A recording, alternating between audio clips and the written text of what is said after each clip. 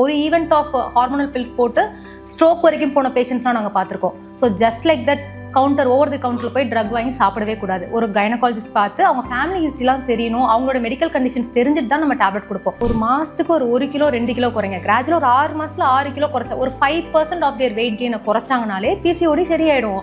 But எப்போவுமே வந்து PCOD will never cause pain. பிசிஓடியில் வர்ற பீரியட்ஸ் வந்து அதிக நாள் போகும், இல்லை பீரியட்ஸ் வராமல் இருக்குமே தவிர பிசிஓடியில் வர ப்ளீடிங் வந்து பெயின் காஸ் பண்ணவே பண்ணாது. ஸ்ட்ரெஸ் லெவல் அதிகம் ஆக நமக்கு வந்துட்டு கண்டிப்பாக ஹார்மோன் இம்பேலன்ஸ் வரும்.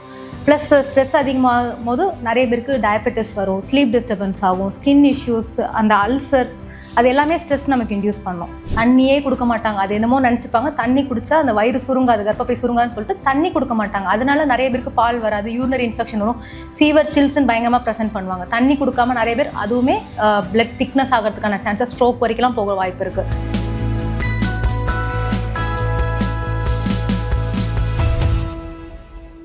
Hi all, welcome to doctor series wellness beyond treatment. நம்ம ஆல்ரெடி வந்து கைனகாலஜி பற்றி நிறைய கொஸ்டின்ஸ் கேட்டிருக்கோம் டாக்டர்கிட்ட, அவங்க எக்ஸ்பிளைன் பண்ணியிருக்காங்க.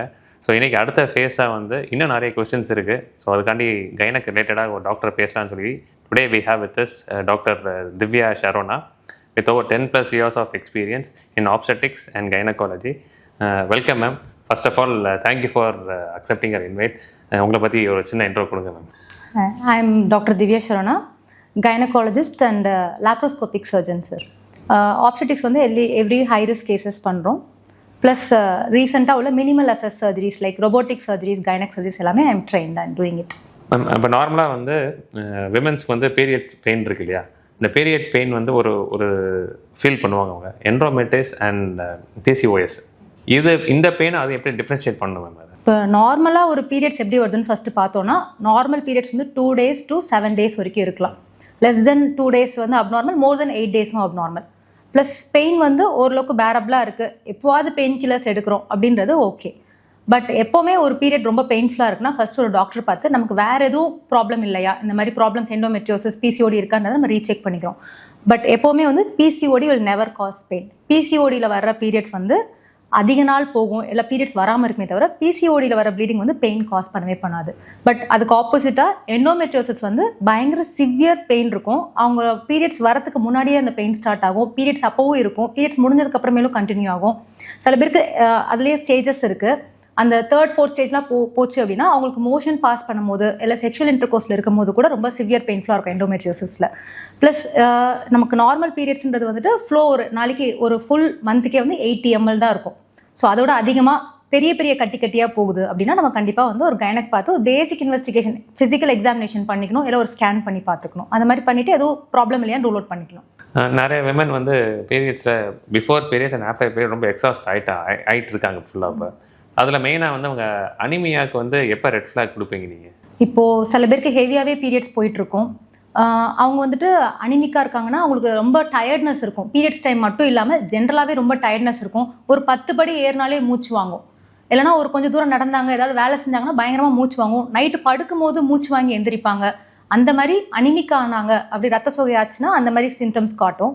அதனால பீரியட்ஸ் வந்து யூஸ்வலாக வந்து மோர் தென் 10 days போகுது, கட்டியாக போகுது, ரொம்ப சிவியர் பெயின்ஃபுல்லாக போகுது அப்படின்னா நம்ம அனிமிக் ஆகிறாங்கன்னு கண்டிப்பாக செக் பண்ணி பார்க்கணும்.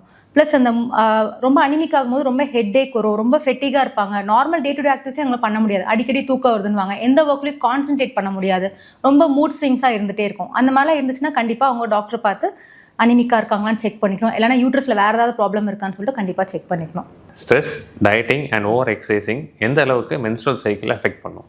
இப்போது நிறைய பேர் வந்துட்டு பீரியட்ஸ் ரெகுலராக வந்துட்டு இருக்கும், பட் அவங்க எப்போ ப்ரெக்னென்சி பிளான் பண்ணுறாங்களோ அப்போ மட்டும் டிலே ஆகுது 10 days தள்ளி போகுதுன்னு வருவாங்க. அதுக்கு காரணம் வந்து அவங்க ரொம்ப ஸ்ட்ரெஸ் ஆகுறாங்க, ஐயோ இந்த சைக்கிளில் பீரியட்ஸ் வந்துருமோன்னு சொல்லிட்டு பீரியட்ஸ் வரதுக்கு 5 days முன்னாடி இருந்து யூரின் ப்ரெக்னன்சி கார்டு செக் பண்ணி பார்க்க ஆரம்பிச்சிருவாங்க. அந்த ஸ்ட்ரெஸ்லேயே வந்து அவங்களுக்கு ஹார்மோன் இம்பேலன்ஸ் ஆகிட்டு பீரியட்ஸ் தள்ளி போகும். ஸோ அதுக்கு வருவாங்க நிறைய பேர். நெக்ஸ்ட்டு நம்ம ஓவர் ஸ்ட்ரெஸ்ஃபுல்லாக, இப்போ நிறைய பேர் ஐடி ஃபீல்டில் இருக்காங்க, நைட் டியூட்டிஸ் பார்க்குறாங்க, அந்த ஹார்மோனல் ஷிஃப்ட் சேஞ்ச் ஆகும்போது ரொம்ப ஸ்ட்ரெஸ்ஃபுல்லாக ஒர்க்கில் இருக்காங்க, டார்கெட்ஸ் அச்சீவ் பண்ணுறாங்க. இப்போ உமன்லாம் ரொம்ப கெரியர் ஓரியன்டாக இருக்கனால ரொம்ப அச்சீவராக இருக்கணும்னு நினச்சி ஸ்ட்ரெஸ் ஆகுறாங்க. அதிலலாம் வந்துட்டு ஹார்மோன் இம்பேலன்ஸ் ஆகுது. ஸ்ட்ரெஸ் லெவல் அதிகம் ஆக நமக்கு வந்துட்டு கண்டிப்பாக ஹார்மோன் இம்பேலன்ஸ் வரும். ப்ளஸ் ஸ்ட்ரெஸ் அதிகமாகும் போது நிறைய பேருக்கு டயபெட்டிஸ் வரும், ஸ்லீப் டிஸ்டர்பன்ஸ் ஆகும், ஸ்கின் இஷ்யூஸ், அந்த அல்சர்ஸ், அது எல்லாமே ஸ்ட்ரெஸ் நமக்கு இன்டியூஸ் பண்ணும். ஸோ ஸ்ட்ரெஸ் லெவல் கம்மி பண்ணணும் கண்டிப்பாக. ப்ளஸ் நம்ம வெயிட் அந்த ஸ்ட்ரெஸ்ஸை கம்மி பண்ணுறதுக்கு நிறைய பேர் பிஞ்ச் ஈட்டிங் பண்ணுவாங்க, ஒரு கம்ஃபர்ட் ஃபுட் மாதிரி எடுத்துப்பாங்க. அது எடுக்கும்போது வெயிட் கெயின் ஒன்றும் அதிகமாகும். ஸோ வெயிட் கெயின் அதிகமாகிட்டே இருக்கும்போது அதுலேயுமே ஹார்மோன் இம்பேலன்ஸ் வருது. ஏர்லி சைன் ஆஃப் பிசிஓஎஸ்ல வந்து நிறைய குழந்தைகள் அவங்களோட பேரண்ட்ஸ் கவனிக்காமல் விட்டுறாங்க இல்லையா? பேரண்ட்ஸ் வந்து குழந்தைகளுக்கு வந்து கவனிக்காமல் விடுறாங்க. ஏர்லி சைன்ஸ் ஆஃப் பிசிஓஎஸ்னா எதை சொல்லுவீங்க நீங்கள்? இப்போது யூஸ்வலாக அந்த காலத்தில் பீரியட்ஸ்லாம் வந்து 13-15 இயர்ஸ் அந்த மாதிரி. இப்போலாம் வந்து ரொம்ப யங்காகவே வந்துட்டு இருக்காங்க 10 இயர்ஸில். ஸோ அவங்க என்ன நினச்சிக்கிறாங்க, ஒரு பீரியட்ஸ் வந்துட்டு அதுக்கப்புறம் ஒரு 1 இயர் வராமல் இருந்துச்சுன்னா பரவாயில்ல, சின்ன வயசுலேயே வந்தனால அப்படி தள்ளி போயிடுதுன்னு நினச்சிக்கிறாங்க. பட் அது ரீசன் கிடையாது. பட் ரொம்ப யங் ஏஜ்லேயே ஏஜ் அட்டெண்ட் பண்ணாலும் சரி, நிறைய பேர் இப்போ எக்ஸசைஸே பண்ணுறதில்ல. குழந்தைங்களாம் ஃபுல் ஸ்க்ரீன் டைம் தான். நம்ம முன்னாடி மாதிரி ஃபிசிக்கல் ஆக்டிவிட்டி சுத்தமாக பண்ணுறதில்ல. ப்ளஸ் ஸ்கூல் போகிறாங்க, நிறையா படிக்கிறாங்க. அதான் சொல்லி விளையாடலனாலும் கூட பரவாயில்ல, படிக்கணும், மார்க் வாங்கணும் அப்படின்னு நினைக்கிறாங்க. அவங்களுமே நல்லா அன்ஹெல்தி ஃபுட்ஸ் எடுக்கிறாங்க. சொன்ன பேச்சு எந்த குழந்தைங்களும் கேட்கறது இல்லை. யார் நல்ல ஹெல்தி ஃபுட் சாப்பிடுங்கன்னா கேட்கறது. எல்லாருமே வந்து வீக்கெண்ட்ஸ் ஆனால் மால்ஸ் போயிட்டு அது வந்து மால் நியூட்ரிஷன் சொல்லுவோம் நாங்கள். ஆமாம், அந்த மாதிரி சாப்பிட்டு ரொம்ப ஒபிசிட்டி ஆயிடுறாங்க. ஒபிசிட்டி வெயிட் போட போட வந்து நமக்கு ஹார்மோன் இம்பேலன்ஸ் ஆகி பிசிஓடி ஆகிடும். ஸோ எப்போவுமே பீரியட்ஸ் வந்து நாங்கள் என்ன ஸ்கூல் குழந்தைங்க சொல்லணும்னா 2 மாதத்துக்கு ஒரு தடவை வந்தால் கூட ஓகே. பட் சில பேருக்கு 3 months 5 months இயர்லி ஒன்ஸ் அந்த மாதிரி தான் பீரியட்ஸ் வரும் ஸ்கூல் கோயிங் கிட்ஸ்க்கு. அதை வந்து அவங்க பேரண்ட்ஸ் இக்னோர் பண்ணக்கூடாது. சப்போஸ் பீரியட்ஸ் வந்தாலுமே வந்துட்டு கண்டினியூஸாக 1 month 2 month வருது, 15 days வந்துட்டே இருக்குது, ஸ்பாட்டிங் பட்டுட்டே இருக்குது அப்படிலாம் சொல்லுவாங்க. அதெல்லாம் அவங்க கேஷுவலாக விட்டுறக்கூடாது. ஸோ அதெல்லாம் ஏர்லி சைன்ஸ் ஆஃப் பிசிஓடி. பிசிஓடியிலே 2 டைப் இருக்குது. தின் பிசிஓஸ், ஃபேட் பிசிஓஸ் இருக்குது. அந்த ஃபேட் பிசிஓஸை வந்து நம்ம ஈஸியாக சரி பண்ணிடலாம், ஏன்னா அவங்க லைஃப் ஸ்டைல் சேஞ்ச் பண்ணால் சரியாயிடும். இந்த தின் பிசிஓஸ்க்கு வந்து கொஞ்சம் ஜெனட்டிக் ப்ராப்ளம்ஸ் இருக்கும். ஸோ அவங்களுக்கு வந்து நம்ம ட்ரீட் பண்ணுறது கொஞ்சம் டஃப்பாக இருக்கும். மக்கள் நிறைய பேர் வந்து பீரியட்ஸை டிலே பண்ணுறதுக்கு ஒரு ஃபங்க்ஷன் இருக்குது, இல்லை ஒரு ஸ்போர்ட்ஸ் ஆக்டிவிட்டி இருக்குது, ஒரு எக்ஸாம்ஸ் இருக்குது, அந்த மாதிரி நேரத்தில் வந்து பீரியட்ஸ் டிலே பண்ணுற டேப்லெட்ஸ் எடுத்துக்கிறாங்க. எந்த அளவுக்கு அது எடுத்துக்கலாமா, சேஃபாக இல்லையா? ஓகே, பீரியட்ஸ் டிலே பண்ண டேப்லெட்ஸ்க்கு வந்து 2 டைப் இருக்குது. ஹார்மோன்ஸ்லேயே காம்பினேஷன் ஆஃப் ஹார்மோன்ஸ் இருக்குது, கம்பைன்டு பில்ஸ்ன்னு இருக்குது, ஒன்லி ப்ரொஜெஸ்ட்ரான் பில்ஸ்ன்னு தனியாக இருக்குது. ஒவ்வொன்றுக்கும் ஒவ்வொரு சைட் எஃபெக்ட்ஸ் இருக்கும். பட் ஷார்ட் டேர்மில் வித் கைடன்ஸ் ஆஃப் கைனகாலஜிஸ்ட் பார்க்குறது வந்து எடுக்கிறது ப்ராப்ளம் இல்லை. சில பேருக்கு வந்து பிளட் திக்னஸ் வந்து ஜாஸ்தியாக ஒரு ஈவெண்ட் ஆஃப் ஹார்மோனல் பில்ஸ் போட்டு ஸ்ட்ரோக் வரைக்கும் போன பேஷண்ட்ஸ்லாம் நாங்கள் பார்த்துருக்கோம். So just like that over the கவுண்டரில் போய் ட்ரக் வாங்கி சாப்பிடவே கூடாது. ஒரு கைனகாலஜிஸ்ட் பார்த்து அவங்க ஃபேமிலி ஹிஸ்ட்ரிலாம் தெரியணும், அவங்களோட மெடிக்கல் கண்டிஷன்ஸ் தெரிஞ்சுட்டு தான் நம்ம டேப்லெட் கொடுப்போம். எப்போவாவது எடுத்துக்கிறது ஓகே, வித் கைடன்ஸ் எடுத்துக்கலாம். அவங்க ரிஸ்க் ஃபேக்டர்ஸோட இப்போ லிவர் பேஷண்ட்ஸ், எபிலெப்சி ட்ரக்ஸ், ஃபிட்ஸுக்கு மாத்திரை சாப்பிட்றவங்க, ஃபேமிலி ஹிஸ்ட்ரி ஆஃப் ஸ்ட்ரோக் இருக்கவங்க, மைக்ரேன் இருக்கவங்க, அந்த மாதிரி பேஷண்ட்ஸ்லாம் ஹார்மோனல் டேப்லெட்ஸ் வந்து தயவுசெய்து எடுக்கவே கூடாது விதவுட் கன்சல்டேஷன். அதுலேயுமே லோ டோஸ் இருக்குது, நார்மல் டோஸ் இருக்குது. அது வந்து நமக்கு தான் தெரியும், பேஷண்ட் கண்டிஷன் பொறுத்து தான் நம்ம அந்த டேப்லெட்ஸ் கொடுப்போம். கரெக்டான ஏஜ் வந்து ஒரு விமனுக்கு வந்து ரெகுலர் செக்அப் கைனகாலஜிட்ட வரணும்னா எந்த ஏஜ் நீங்கள் ரெக்கமெண்ட் பண்ணுவீங்க? யூஸ்வலாக ஹெச்பிவி வேக்சின் ஒன்று இருக்குது சார். அது வந்து சர்வைக்கல் கேன்சருக்காக நம்ம போடுறது. அது எப்போ போடணும்னா before a person become sexually active. ஆக்சுவலாக அந்த வேக்சின் வந்து both for boys and girls. அது வந்து யாருக்குமே தெரியல, பொண்ணுங்களுக்கு மட்டும் நினச்சிட்டு இருக்காங்க. பட் அது வந்து not only cervical cancer, 6 kind of cancer, penile cancer, anal, vulval, rectal, throat cancers நிறைய அதை ப்ரிவென்ட் பண்ணும். பட் மெயினாக ஃபீமேல்ஸ்க்கு போடுறது ஏன்னா நம்ம வந்து capital of cervical cancer world வைடே. ஃபஸ்ட்டு பிரெஸ்ட் கேன்சர்னா, செகண்ட் வந்து சர்வைக்கல் கேன்சர். இந்தியா தான் நம்பர் 1ல இருக்குது சர்வைக்கல் கேன்சர்னால வர டெத்துக்கு. ஸோ அதை வந்து ஒரு வைரஸ்னால வருது. ஸோ அதை வந்து நம்ம ஏர்லியாக ப்ரிவென்ட் பண்ண முடியும். அது இப்போ நம்ம கவர்மெண்ட்லேயே ஃப்ரீயாக கொடுக்க ஆரம்பிச்சிட்டாங்க, இப்போ தான் ஸ்டார்ட் பண்ணியிருக்காங்க. பட் அது 2006 யூரோப் கண்ட்ரீஸில் போட்டு இப்போ அவங்க ஆல்மோஸ்ட் எராடிகேட் பண்ண போகிறாங்க சர்வைக்கல் கேன்சரையே. பட் நம்ம வந்து எப்போ போடணும்னா 10 years ஆச்சுனாலே ஒரு பொண்ணு குழந்தைக்கு போட்டுடலாம். அதுக்கு வந்து ஏஜ் அட்டெண்ட் பண்ணுறதுக்கு அதுக்கு சம்மந்தம் கிடையாது. ஸோ 10 to 15 yearsல வந்து அந்த டோஸ் அதுக்காக ஒரு தடவை வந்து போடணும். சம்டைம்ஸ் 15 years தாண்டி ஏஜ் அட்டெண்ட் பண்ணாமல் இருக்காங்கன்னா அதுக்கு ஒரு விசிட் வரணும். பட் அது தாண்டி ஜென்ரலாக எப்போ வரணும்னு பார்த்தோன்னா ஒரு பர்சன் செக்ஷுவலி ஆக்டிவ் ஆனதுக்கப்புறம் 1 yearக்கு அப்புறமா கண்டிப்பாக வந்து ஒரு செக்அப் பண்ணணும். அது பேப்ஸ்மியர்னு ஒரு டெஸ்ட் பண்ணுவோம், அதுவுமே கேன்சர் ஸ்க்ரீனிங்காக தான். அந்த மாதிரி வந்து பார்க்கணும். அதுக்கப்புறமா இப்போ அவங்க ப்ரெக்னென்சி பிளான் பண்ணுறாங்கன்னா அதுக்கும் முன்னாடி வந்து அவங்க செக் பண்ணுறது பெட்டராக இருக்கும். அதுக்கான வேக்சின்ஸ் இல்லை அவங்க பாடி ஹெண்டல் செக்அப்லாம் பார்த்துக்கிறது பெட்டராக இருக்கும். போஸ்ட் ப்ரெக்னென்சி வந்து நிறைய விமன் வந்து ஸ்ட்ரெஸ் ஆகிடுறாங்க, வெயிட் கெயின் ஆகிடுது, ஹார்மோனல் சேஞ்சஸ் நிறையா இருக்குது, மூட் ஸ்விங்ஸ் நிறையா இருக்குது. ஸோ இவங்களுக்கு நீங்கள் என்ன சொல்வீங்க? ஸோ ஆன்டினேட்லாம் அவங்க வரும்போது ஃபேமிலியே வந்து கவனிப்பாங்க எப்போவுமே பயங்கரமாக. சரி, ஏன்னா பேபி எல்லாம்னு சொல்லிட்டு. பட் போஸ்ட் நேட்டலாக வரும்போது எல்லாரோட கான்சன்ட்ரேஷனும் பேபி மேலே போய்டும். இப்போ நாங்கள் டெலிவரி முடிச்சு நாங்கள் பேபியை காட்ட போகும்போதே வந்து எல்லாரும் பேபி தான் கேட்பாங்க, அம்மா எப்படி இருக்காங்கன்னு கேட்குறது சில பேர் தான். பட் நம்ம போஸ்ட் நேட்லாம் வந்துட்டு நாங்கள் பேஷண்ட்ஸ்க்கு நான் வரும்போது எல்லாருக்கும் சொல்கிறது அதுதான், ஆன்டினேட்டில் என்ன சாப்பிட்டீங்களோ அதே மாதிரி தான் சாப்பிடணும். ஏன்னா ஃபஸ்ட்டு 6 months வந்து உங்கள் ஃபீட் தான் பேபிக்கு போகுது. ஸோ நீங்கள் பேபிக்கு என்னென்ன கொடுக்கணும்னு நினைக்கிறீங்களோ அது எல்லாமே அம்மாவுக்கு கொடுங்க. ஸோ ஹெல்த்தியாக தான் சாப்பிடணும். சும்மா ரைஸ் அந்த மாதிரி கொடுத்து அம்மாவை இது பண்ணாமல் ப்ரோட்டீன்ஸ் நிறையா இருக்கிற மாதிரி ஹெல்தி ஃபுட்ஸ் கொடுக்கணும். நிறைய காய்கறிகள், மெயினாக தண்ணியே கொடுக்க மாட்டாங்க. அது என்னமோ நினச்சிப்பாங்க தண்ணி குடிச்சா அந்த வயிறு சுருங்காது, கர்ப்பப்பை சுருங்கான்னு சொல்லிட்டு தண்ணி கொடுக்க மாட்டாங்க. அதனால நிறைய பேருக்கு பால் வராது, யூரினரி இன்ஃபெக்ஷன் வரும், ஃபீவர், சில்ஸ்ன்னு பயங்கரமாக ப்ரெசென்ட் பண்ணுவாங்க. தண்ணி கொடுக்காம நிறைய பேர் அதுவுமே பிளட் திக்னஸ் ஆகிறதுக்கான சான்சஸ், ஸ்ட்ரோக் வரைக்கும்லாம் போக வாய்ப்பு இருக்குது. ஃபர்ஸ்ட் திங் வந்து தண்ணி நிறையா குடிக்க சொல்லுவோம். அதுக்கப்புறம் செகண்ட் வந்துட்டு ப்ரெக்னென்சியில் சாப்பிட்ட மாதிரியே ஹெல்தி ஃபுட்ஸ் எடுத்துக்கணும். ஏன்னா first 6 months exclusive breast feeding, அம்மா கிட்ட இருந்து மட்டும்தான் பேபிக்கு அயன், கால்சியம் எல்லாமே போகுது. So first 6 months iron rich diet எடுக்க சொல்லுவோம். கால்சியமும் வந்து தாய்ப்பால் கொடுக்குற வரைக்கும் எடுக்கணும். எல்லாம் தாய்ப்பால், ஏன்னா அம்மா போன்லேருந்து கால்சியம் பேபிஸ்க்கு மில்க்ல போயிட்டே இருக்கும். ஸோ அம்மாக்கு பேக் பெயின் எல்லாம் வரதுக்கு காரணம் தான். சில பேர் C-செக்ஷன் பண்ணாங்க அதனால பேக் பெயின் வாங்க, அதுக்கு சம்மந்தமே கிடையாது. நம்ம கரெக்டான கால்சியம் சப்ளிமெண்ட் எடுத்துக்கணும், இல்லைனா கால்சியம் ரிச் டயட் எடுத்துக்கணும். 6 months வரைக்கும் தான் அது. 6 monthsக்கு அப்புறமா பேபிக்கு நம்ம சாஃப்ட் சாலிட் ஃபுட்ஸ்லாம் கொடுக்க ஆரம்பிச்சதுக்கு அப்புறமா அம்மா வந்து கண்டிப்பாக டயட் இருங்கன்னு சொல்லிடுவேன். ஸோ டயட் இருந்து அவங்க டார்கெட் வந்து அவங்க ஃபர்ஸ்ட் பேபி பர்த்டே செலிப்ரேஷனுக்கு அவங்க ப்ரீ ப்ரெக்னன்சி வெயிட் கெயின் வந்துடணும் கண்டிப்பாக. ஸோ அந்த நாங்கள் 45 daysல எக்ஸாமினேஷன் வரும்போது செக் பண்ணுவோம். யூட்ரஸ் எல்லாம் நார்மல் ஆயிடுச்சு, பழைய மாதிரி ஆயிட்டாங்கன்னா கண்டிப்பாக போஸ்ட்ரேட்டல் எக்ஸசைஸ் பண்ணணும். ஒன்றும் ஒரு நாளைக்கு 5 நிமிஷம் அந்த அப்டமன் ஸ்ட்ரென்தனிங் எக்ஸசைஸ் பண்ணாங்கன்னா போதும், ஒரு 3 months they will come back to the normal. எல்லாம் செகண்ட் ப்ரெக்னன்சி நிறைய பேருக்கு ஹெர்னியா அதெல்லாம் வரதுக்கான சான்சஸ் அதுதான். அந்த ஃபர்ஸ்ட் ப்ரெக்னன்சியில் அவங்க போஸ்ட்நேட்டலாக கவனிக்காமல் விட்டாங்கன்னா பின்னாடி வந்து அவங்களுக்கு ஹெர்னியா வர்றது, பேக் பெயின் வர்றது, இப்போ மெனப்பாஸ் ஆனதுக்கப்புறம் ஃப்ராக்சர் ஆகிறது, அது எல்லாமே இந்த போஸ்ட்நேட்டல் பீரியட் நம்ம கேர் பண்ணாதனால தான் வருது. கரெக்டாக நிறைய பேஷண்ட்ஸ் வந்து PCOSக்கு வந்திருப்பாங்க உங்களுக்கு ஃபுல்லாக. மெயினாக உங்கள் எக்ஸ்பீரியன்ஸில் நீங்கள் பார்த்த ஒரு 2 விஷயங்கள், இதனால தான் PCOS மெயின் காஸ் அப்படின்னு சொன்னால் எது நான் சொல்லுவீங்க? PCOSனாலே மெயின் வந்து லைஃப் ஸ்டைல் தான். எல்லோரும் ஒபிசிட்டியாக தான் வராங்க.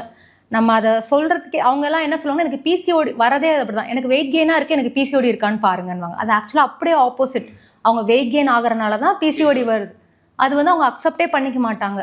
எனக்கு பீரியட்ஸ் வரல டாக்டர் அதனால தான் வெயிட் போட்டேன் இதே சொல்லுவாங்க. PCOSனால் வந்து அது ஒரு குரூப் ஆஃப் சிண்ட்ரோம். இப்போ ஓவரிஸில் வந்து நிறைய ஃபாலிக்கல்ஸ் இருக்கும். நார்மலாக ஒரு 6 to 10 இருக்குது அப்படின்னா இவங்களுக்கு வந்து 20-22க்கு மேலே இருக்கும். ஸோ அதனால் எக்கே ஒழுங்காக ரிலீஸ் ஆகாது, பீரியட்ஸ் ஒழுங்காக வராது. ஸோ அப்போ அவங்க ப்ரொலாங்டாக பீரியட்ஸ் வராமல் இருக்கும்போது பாடியில் ப்ரொஜெஸ்ட்ரான் ஒரு ஹார்மோன் அதிகமாகும் போது அவங்க அந்த ப்ளோட்டிங் சென்சேஷன்லாம் வரும், அது நார்மல். பட் அது மட்டுமே வெயிட் கெயின் ப்ராப்ளம் கிடையாது.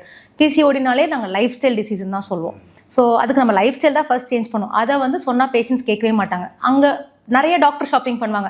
அந்த டாக்டர்கிட்ட போனேன் 3 மாத்திரை கொடுத்தாங்க சரியாகல, இவங்ககிட்ட போனேன் மாத்திரை சாப்பிட்டேன் சரியாகல, அதான் அவங்ககிட்ட வந்தேன்வாங்க. நான் சொன்ன கூகுள் பண்ணி பாருங்க, PCODக்கு ஃபர்ஸ்ட் என்ன கொடுக்கும் கூகுளே சொல்லும், லைஃப் ஸ்டைல் சேஞ்ச் தானே, அதை பண்ணீங்களா அப்படின்னா கேட்க மாட்டாங்க. பட் சில பேர் ரொம்ப சீரியஸாக எடுத்து அதை கன்வெர்ட் பண்ணி வெயிட் ரிடக்ஷன் பண்ணி பீரியட்ஸ் ரெகுலரானவங்க இருக்காங்க. பட் சில பேர் வெயிட்டை குறைங்க அப்படின்னு சொன்னோன்னா கொஞ்சம் அஃபெண்ட் ஆகிடுவாங்க.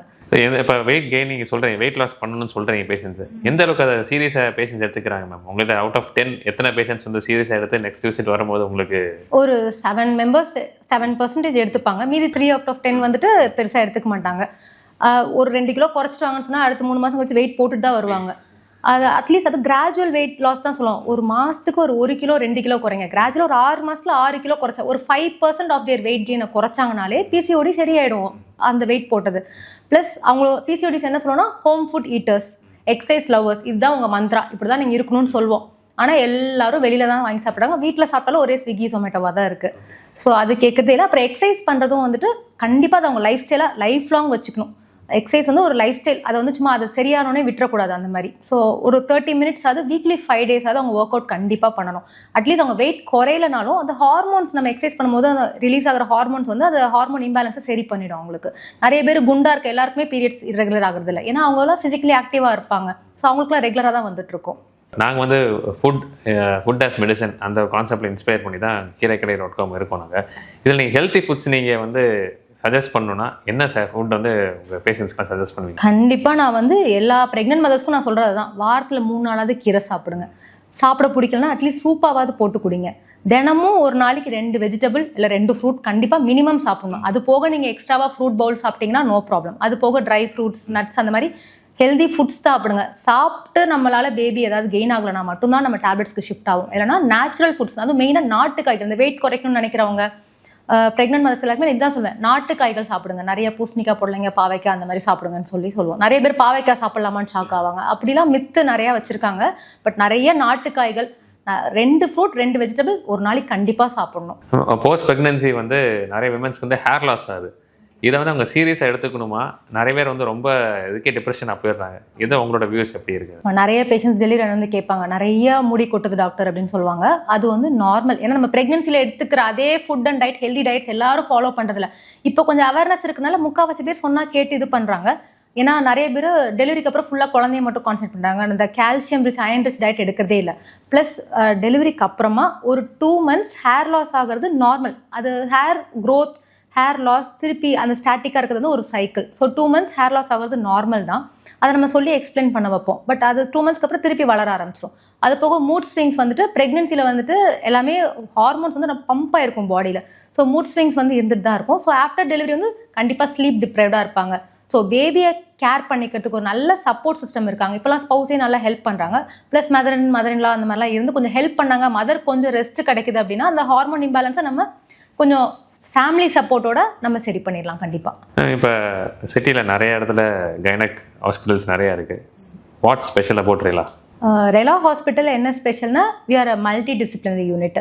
இப்போ வந்துட்டு எல்லா ஹைரிஸ்க் கேசஸுமே நாங்கள் ஹேண்டில் பண்ண முடியும். ஏன்னா வந்து இப்போ ஒரு மதர் வராங்க, அவங்களுக்கு வந்துட்டு பிளாசண்டா ப்ரீவியான்னு சொல்கிறேன் எக்ஸாம்பிள். அப்படின்னா வந்துட்டு கர்ப்பப்பையில் வந்து நஞ்சு கொடி வந்து ஒட்டி இருக்கும் சில பேருக்கு. ப்ரீவியஸ் சிசேரியனா அது வந்து உள்ள பிளாடர் எல்லாத்தையுமே இன்வால்வ் பண்ணி சர்ஜரி பண்ணுற மாதிரி இருக்கும். நம்ம டெலிவரி அப்போ பயங்கர ப்ளீடிங் ஆகும். ஸோ அந்த மாதிரி சிவியரான கண்டிஷன்ஸ்லாம் லைஃப் த்ரெட்டனிங் கண்டிஷன்ஸ். ஸோ அந்த மாதிரி கேசஸ்லாம் கூட நமக்கு இன்டர்வென்ஷன் ரேடியாலஜி இருக்காங்க, யூராலஜிஸ்ட் எல்லாருமே அட் அ டைம் அவைலபிளாக இருக்காங்க. ஸோ மல்டி டிசிப்ளினரியாக நம்மளால் பண்ண முடியும். ஸோ எக்ஸாம்பிள் போன வாரம் கூட ஒரு பேஷண்ட் வந்து பயங்கர ஹை பிபியில் வந்து இஆருக்கு வந்து ஃபிட் அடிச்சிட்டாங்க. பிரெயினில் வந்து ஹெமரேஜ். இம்மீடியட்டாக சிசேரியன் பண்ணி பேபியை டெலிவரி பண்ணிட்டு உடனே கிரேனியாட்டமி பண்ணி அந்த பிரெயினில் இருக்க ஹெமட்டாவும் இது பண்ணி மதர் ரெக்கவர் ஆகி 2 weeks நடந்து வந்தாங்க. எங்களுக்கு அதெல்லாம் ரொம்ப ஒரு ஹாப்பி மூமெண்ட் ஆக்சுவலாக. அது ஆக்சுவலாக வெரி நாங்கள் இது வரைக்கும் பார்த்தால 50% டெத் ரேட் தான் அதிகம் அந்த மாதிரி இன்ட்ராக்ரேனியல் ஹெமரேஜ் போகிறதுலாம். ஸோ அந்த மாதிரி மல்டி டிசிப்ளினர் எல்லாருமே at a stretch will give the full fledged care to the patient. அதனால் எல்லா ஹைரிஸ்க் கேசஸுமே நாங்கள் எடுக்கிறோம். ப்ளஸ் அது போக ரொபோட்டிக் சர்ஜரிஸ் வந்து நாங்கள் ரெலாவில் வந்து ரொம்ப பண்ணுறோம். It's like destination of robotic surgery மாதிரி எங்களுக்கு. மினிமல் அசஸ் சர்ஜரிஸில் வந்து லேப்ரோஸ்கோபிக் பல வருஷமாக பண்ணிட்டு இருந்தாங்க. இப்போ ரொபோட்டிக் சர்ஜரி வந்து இன்னமும் ரொம்ப அட்வான்ஸ்டு. பேஷண்ட்க்கு வந்து ஹாஸ்பிட்டல் காலையில் அட்மிட் பண்ணி ஈவினிங் அனுப்பிச்சிருவோம். ஹிஸ்டெக்டமி லைக் மேஜர் சர்ஜரிஸ் பண்ணாலே. அந்த காலத்தில் ஓப்பன் சர்ஜரி பண்ணால் 5 நாள் 1 வாரம் வச்சு அனுப்புவாங்க. லேப் வந்து அது 2 நாள் ஆச்சு. இப்போ ரொபோட்டிக் வந்து காலையில் பண்ணி ஈவினிங் அனுப்பிச்சிட்டு இருக்கோம். பேஷண்ட்க்கு பெயின் இருக்கிறது இல்லை, பிளட் லாஸ் இருக்கிறது இல்லை, வெரி கம்ஃபர்டபுளாக இருக்காங்க. அன்றைக்கி காலையில் ஒரு பேஷண்ட்க்கு பண்ணிவிட்டு நான் நைட் ரவுண்ட்ஸ் போகிறேன், நைட் வந்து ஒர்க் ஃப்ரம் ஹோம் லேப்டாப்பில் ஒர்க் பண்ணிட்டு இருக்காங்க, ஹிஸ்டெக்டமி பண்ண பேஷண்ட். ஸோ எல்லா லேட்டஸ்ட் திங் இன் கைனகாலஜி நாங்கள் ஆஃபர் பண்ணுறோம். Plus we are patient friendly. They are treating me like a sister, something like that. That is very good to know. ஏன்னா நார்மலாக வந்து பேஷண்ட்டாக இருக்கட்டும், கஸ்டமர்ஸாக இருக்கட்டும், டாக்டர்ஸ்னால அவங்க சர்டன் கொஸ்டின்ஸ் கொடுத்து ஆன்சர் பண்ணுவாங்க. யாராவது நக்கலாக பேசும்போது கூட சொல்லுவாங்க, என்னப்பா டாக்டர் மாதிரி பேசுகிறேன்னு. 2 வாரம் நீங்கள் அதிகம் பேச மாட்டேன். டாக்டர்ஸ் இவ்வளோ தூரம் வந்து பேசுகிறாங்க, அதுவும் பேஷண்ட் ரெகக்னைஸ் பண்ணுறாங்கன்றது it's very good thing for every one actually. கொஞ்சம் ரேபிட் ஃபயர் மேம். இது பேசிக்காக கொஸ்டின்ஸ் ஷார்ட்டாக இருக்கும், நீங்கள் ஆன்சர் பெருசாக கூட சொல்லலாம். நீங்கள் PCOS more lifestyle or more genetics? Both. ஆக்சுவலாக ஜெனட்டிக் ஃபேக்டர் இருந்தாலும் நம்ம லைஃப் ஸ்டைல் தான் அதை ட்ரிகர் பண்ணுது. ஜெனட்டிக்காக இருந்தாலும் நம்ம அன்ஹெல்தி லைஃப் ஸ்டைல் போகும்போது அது ட்ரிகர் ஆகிடுது. ஸோ லைஃப் ஸ்டைல் மேனேஜ்மெண்ட் பண்ணணும் கண்டிப்பாக. One blood test that every woman should do yearly? Haemoglobin பண்ணாலே நம்மளுடைய ஹெல்த் லெவல் ஓரளவுக்கு தெரிஞ்சிடும். Best time of the day ஒரு உமன் வந்து எக்ஸசைஸ் பண்ணால் அந்த டைம் பண்ணுவோம். பெஸ்ட் டைம்னு பார்த்தோன்னா மார்னிங் டைம் வந்து மெட்டபாலிசம் இன்க்ரீஸ் ஆகும். பட் நான் என்ன சொன்னேன், கன்சிஸ்டன்சி தான். இப்போ ஒவ்வொருத்தருக்கும் ஒவ்வொரு டைம் இருக்கும். பட் அவங்க கரெக்டாக அந்த ஒரு டெய்லியும் பண்ணால் போதும். ஸோ அதனால டைம் ஸ்பெசிஃபிக் கிடையாது, கன்சிஸ்டன்சி தான் கீ. ஒன் ஸ்பெசிஃபிக் திங் ஹஸ்பண்டாக இருக்கணும் இல்லை பார்ட்னர், அவங்க வந்து விமன்ஸ் ஹெல்த்தை பற்றி தெரிஞ்சுக்கணும்னா எதை தெரிஞ்சுக்கணும்? விமனோட மூட் வந்து அவங்க மென்ஸ்ட்ரல் சைக்கிளுக்கு ஏற்ற மாதிரி மூட் மாறிட்டே இருக்கும். அதை அவங்க அண்டர்ஸ்டாண்ட் பண்ணிக்கணும். ஃபஸ்ட்டு எப்போவுமே ஓவலேஷன் டைம்லலாம் they will be very happy. Periods வரதுக்கு கொஞ்சம் இரிட்டபிளாக இருப்பாங்க. ஸோ அவங்களுக்கு கொஞ்சம் சப்போர்ட்டிவாக ஹெல்ப் பண்ணும். ஓ நீ இப்படி தான் கத்திட்டே இருப்ப அப்படின்னு சொல்லி அந்த இது ஜட்ஜ் பண்ணாமல் தே ஷுட் ஹெல்ப் தம். அவங்க வீட்டு வேலைகள் செஞ்சாலும் ஹெல்ப் பண்ணணும். நான் வெளியில் போயிட்டு வரேன், நீ வீட்டில் தானே இருக்க, அந்த மாதிரி நினைக்கக்கூடாது. They should help them. Period products like menstrual cups, அப்புறம் பீரியட் பேண்டீஸ் இதெல்லாம் இருக்கு இல்லையா, அது எந்த அளவுக்கு சேஃப்? அதை டேரெக்டாக யூஸ் பண்ணிக்கலாமா? அவங்க அதை யூஸ் பண்ணால் எந்த ப்ராப்ளம் இல்லையா? ஆக்சுவலாக என் பேஷண்ட்ஸ் நான் எல்லாருக்குமே ரெக்கமெண்ட் பண்ணுறது மென்ஸ்ட்ரல் கப்ஸ். மென்ஸ்ட்ரல் கப் வந்து the best. Not only for the patient, environment, economical எல்லாமே. It is just a silicone material cup. அதனால அலர்ஜியே காஸ் ஆகாது. ஒரு கப் வந்து 5 years வரைக்கும் யூஸ் பண்ணலாம். அதோட காஸ்ட் ஜஸ்ட் 300 to 400 தான். ஸோ அது வந்து easy to insert, easy to remove. அந்த டெக்னிக் கற்றுக்கிட்டாங்கன்னா அது போக அது உள்ளே இருக்கதே தெரியாது. நிறைய பேர் பயந்துப்பாங்க, அது உள்ளே போயிடும், உள்ளே போகிறதுக்கு வாய்ப்பே இல்லை. ஜஸ்ட் அவங்க டவுட் இருந்தால் they can come to us and ask. Menstrual cup வந்துட்டு அது ரொம்ப ரொம்ப ஹெல்த்தி ஆக்சுவலாக. ஆனால் ஸ்கூல் கேர்ள்ஸ்க்கு நாங்கள் சொல்கிறது இல்லை, ஏன்னா நமக்கு கல்ச்சுரல் பிலீஃப்ஸ் இருக்குது, வெர்ஜினிட்டி அதெல்லாம் இருக்குன்னா அவங்களுக்கு வந்து பீரியட் பேண்டீஸ் யூஸ் பண்ணலாம். ஸோ பீரியட் பேண்டீஸுமே வெரி குட். பட் அவங்க அந்த டைமுக்கு கரெக்டாக 6 to 8 hours ஒன்ஸ் கரெக்டாக வந்து வாஷ் பண்ணிக்கணும். அதுக்கப்புறம் அதை நல்லா காய வைக்கணும். வைக்கப்பட்டுட்டு ஷேடி பிளேசஸில் போட்டு காய வைக்கலாம். நல்லா சன்ட்ரை பண்ணி யூஸ் பண்ணலாம். அதுமாரி மென்ஸ்ட்ரல் கப்போட பெனிஃபிட்ஸ் என்னன்னு பார்த்தோன்னா, ஒரு கப்பே நல்லா 5 to 8 years வரைக்கும் யூஸ் பண்ணலாம். ஆஃப்டர் அ பீரியட் வந்துட்டு சும்மா அவங்க எவ்ரிடே சேஞ்ச் பண்ணும்போது சும்மா வாட்டரில் வாஷ் பண்ணி இன்சர்ட் பண்ணிக்கலாம். பீரியட்ஸ் முடிஞ்சதுக்கப்புறமா பாயிலிங் வாட்டரில் ஒரு 15 minutes போட்டு பாயில் பண்ணி ஒரு காட்டன் கிளாத்தில் சுற்றி எடுத்து வச்சா போதும். இது நமக்கு என்னென்ன ப்ரிவென்ட் பண்ணுதுன்னு பார்த்தோன்னா, நிறைய இந்த இந்த பேட்ஸ்லாம் அவைலபிளாக இருக்குல்ல, பேட்ஸ் வந்து நமக்கு டீக்ரேட் ஆகிறதுக்கு it takes more then 300 years ஆக்சுவலாக. நம்ம ஜென்ரேஷன் தாண்டியும் அது வந்து அஃபெக்ட் பண்ணும். அந்த பேட்ஸ்லேருந்து வர some toxic chemicals like dioxins அப்படிலாம் சொல்லுவோம். It causes cancer, it causes infertility, endocrine disorders cause பண்ணுது. பீரியட் இர்ரெகுலேட் ஆகிறதுக்கு அந்த பேட்ஸ்லேருந்து வர டாக்ஸின்ஸ் இதாகுது. ப்ளஸ் அதை ஒழுங்காக டிஸ்போஸ் பண்ணால் அதை ஹேண்டில் பண்ணுற நம்ம ஒர்க்கர்ஸ்க்கு அது இதாகுது. ப்ளஸ் அதை மெரைன் லைஃப்பில் போட்டு அதில் டம்ப் பண்ணும்போது அது ஃபிஷ்ஷஸ் அஃபெக்ட் பண்ணுது. அந்த ஃபிஷ்ஷஸ் சாப்பிட்ற நமக்கு திருப்பி அஃபெக்ட் ஆகுது. அது ஒரு சைக்கிள். ஸோ மென்ஸ்ட்ரல் கப் வந்து very very very user friendly. அதுதான் நான் அட்வைஸ் பண்ணுறேன். என்வரான்மெண்ட் ஃப்ரெண்ட்லி, எல்லாமே அதுதான் பெஸ்ட்டு. நம்ம சின்ஸ் நாங்கள் கீரைக்கடை.comனால கீரை வச்சு தான் மெயினாக பிஸ்னஸ் பண்ணிகிட்டு இருக்கோம். நாங்கள் ஃபுல்லாக அந்த கீரைக்கடை.comல இந்த கொஸ்டின் கேட்குறோன்னா, முருங்கைக்கீரை வந்து ஹீமோக்ளோபின் கவுண்ட் இன்க்ரீஸ் ஆகும், அயன் கண்டென்ட் இருக்குன்ற நம்ம தாத்தா பாட்டிக்கு அதுன்னு சொல்லிட்டு வராங்க. அது எந்த அளவுக்கு வந்து ப்ரெக்னெண்ட்டாக இருக்கும் போதும் சரி, போஸ்ட் ப்ரெக்னன்சி அப்போ எந்த அளவுக்கு வந்து ஹீமோக்ளோபின் கவுண்ட் இன்க்ரீஸ் பண்ணுறதுக்கு ஹெல்ப் பண்ணுறதுன்னு நினைக்கிறீங்க மேம்? முருங்கைக்கீரை வந்து தி பெஸ்ட்டுங்க. நான் ப்ரெக்னென்ட் மதர்ஸ்க்கும் சரி, அனிமிக்காக இருக்கவங்க எல்லாருக்குமே சொல்கிறதுக்கு வந்து வாரத்தில் 3 நாளாவது கீரை சாப்பிடுங்க. முடிஞ்ச வரைக்கும் முருங்கைக்கீரை சாப்பிடுங்க தான் சொல்லுவோம். பட் அதை ப்ரிப்பேர் பண்ண நிறைய பேருக்கு டைம் இல்லாமல் இருக்குது. இப்போது எனக்கே நினச்சேன்னா நான் குடிக்கணும்னு நினைப்பேன், பட் என்னால் டைம் இல்லை. ஸோ இந்த மாதிரி நமக்கு முருங்கைக்கீரை சூப்ஸாக ஈஸியாக அவைலபிளாக இருக்குன்னா கண்டிப்பாக எல்லாருக்குமே நாங்கள் சொல்லலாம். ப்ளஸ் முருங்கைக்கீரை வந்து haemoglobin level, not only haemoglobin, அதில் கால்சியம் சத்தும் ரொம்ப ஹையாக இருக்குது. எல்லா கீரையிலுமே பெஸ்ட்டு கீரை வந்து முருங்கைக்கீரை தான். ஸோ அதனால் அது நாங்கள் எல்லாருக்குமே சொல்கிறோம். ப்ரெக்னென்சியில் அது முருங்கைக்கீரை எடுக்கும்போது நல்லாவே இம்ப்ரூவ் ஆகுது. ப்ளஸ் அது நாட் ஒன்லி ப்ரெக்னென்ட் மதர்ஸ், எல்லா ஃபீமேல்ஸுமே வந்து வாரத்தில் 2 நாளாவது முருங்கைக்கீரை சாப்பிட்றது பெஸ்ட்டாக இருக்கும். Thank you so much ma'am. ரொம்ப பேஷண்ட்டாக எல்லா கொஸ்டினும் ஆன்சர் பண்ணீங்க. இப்போ கீரைக்கடை.comல வந்து முருங்கைக்கீரை சூப் நீங்கள் சொல்லிட்டு இருந்தீங்க. நான் முருங்கைக்கீரை சூப் வந்து ஃபில்டர் பேக்கில் கொடுத்துட்ருக்கோம், plastic free filter bag. So அந்த 120 ml ஹாட் வாட்டர் இருந்தால் போதும், அதை டிப் பண்ணால் உங்களுக்கு சூப் ரெடி ஆயிரும். கன்வீனியன்ட் ஈட்டிங்காகவும் இருக்கும். நீங்கள் சொன்னீங்க நிறைய பேர் முருங்கைக்கீரை ஏன் சாப்பிட முடியல அப்படின்னா டெய்லி சமைச்சு இருக்க டைம் இல்லைன்னு. அந்த ப்ராப்ளம் அட்ரஸ் பண்ணுறதுக்காக தான் முருங்கைக்கீரை டிப் சூப் பண்ணியிருக்கோம் நாங்கள். ஸோ இது வந்து எங்களோட முருங்கைக்கீரை சூப். இது நான் அதே 120 ml ஹாட் வாட்டரில் டேஸ்ட் பண்ணி பாருங்கள். அப்படியே இந்த நேச்சுரலான ஃப்ளேவர் தான் வருது.